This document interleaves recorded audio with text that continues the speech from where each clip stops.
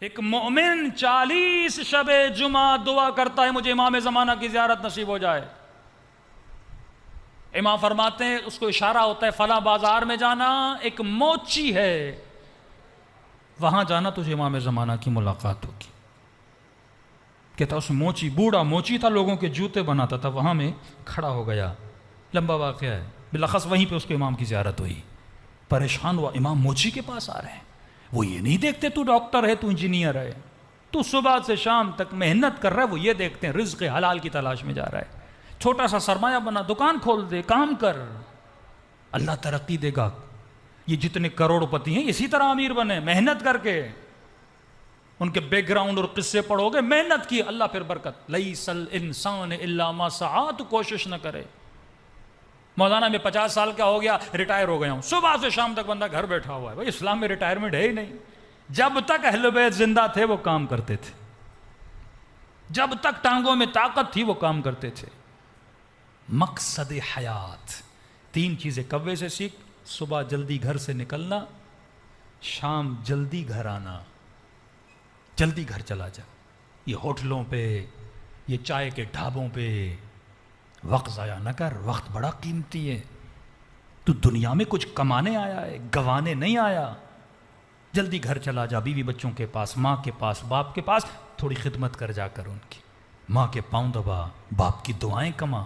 پھر جلدی سو جا تاکہ نماز تہجد پہ تیری آنکھیں کھلیں. فریش ہو کے پھر کام پہ چلا جا.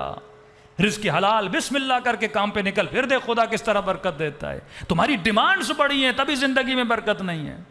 کام آر نہیں ہوتا، کہیں پہ کام نہیں مل رہا، کسی دکان پہ جا کے کھڑا ہو جا. 20,000 25,000 فرق نہیں ہے، رزق حلال تجھے مل جائے. ویسے بھی تو بیٹھا ہے نا، گھر میں بیٹھا رہے، کچھ نہیں ملے گا، محنت کرے گا، کم از کم 20,000 تو آئیں گے نا تمہاری جیب میں. کئی ایسے میں کروڑ پتیوں کو جانتا ہوں، دکان پہ کام کرتے تھے، مالک سے آئیڈیا لیا اور خود کروڑ پتی بن گئے. کوئی ہنر تجھے آتا ہے نا، کچھ چیزیں سیکھتا ہے، اللہ آئیڈیاز تمہارے ذہن میں ڈالتا ہے، تب جا کے تو کماتا ہے. تیسری چیز امام فرماتے کوے سے سیکھ مجامعت کرنا. میاں بیوی کا جو تعلق ہے حیا کے ساتھ، عفت کے ساتھ. تو یہاں تک اگر غیرت یہ بولے مجھ میں غیرت ہے کیونکہ میں انسان ہوں، نہیں، غیرت مرغے میں بھی ہے.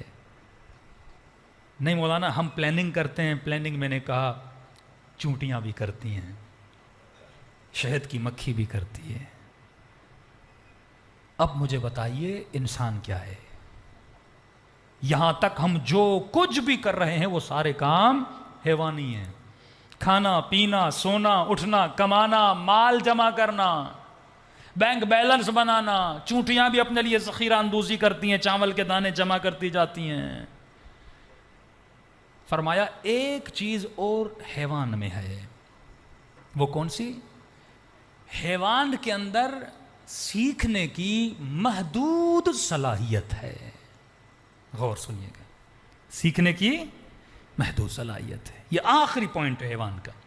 شیر درندہ ہے، اسے سکھاؤ تو سرکس میں جا کے وہ اپنی درندگی کو چھوڑ دیتا ہے. بندر ناچنا شروع کر دیتا ہے، تھوڑی سی سائیکل چلاتا ہے. اچھا ہمارے اندر بھی سیکھنے کی صلاحیت ہے، لیکن ایک ڈفرنس ہے. حیوان محدود لیول تک سیکھتا ہے، تو لا محدود تربیت پانے کی صلاحیت رکھتا ہے. یہ تیرے انسان ہونے کی دلیل ہے. تم ایک شیر کو انجینئر نہیں بنا سکتے، ایک شیرنی کو ڈاکٹر نہیں بنا سکتے. اسے بہت کم سکھا سکتے ہو، اتنا نہیں سیکھ پاتا کہ وہ مثلاً گاڑی چلانا شروع کر دے، اتنا نہیں سیکھ پاتا کہ وہ پوری فوج چلانا شروع کر دے. نہیں، یہ تیرے اندر صلاحیت ہے. تو انسان ہے. کیوں انسان ہے؟ کیونکہ تیرے اندر لا محدود سیکھنے کی طاقت ہے، تربیت لینے کی طاقت ہے. اب سوال یہ ہے کہ تو نے 60-70 سال میں تربیت کتنی حاصل کی ہے؟ یا یہ کہ تو 60 سال وہی کرتا رہا جو حیوان کر رہا ہے. تربیت پا کر تو سلمان بن سکتا ہے. پہلے دن سے سلمان سلمان نہیں تھا.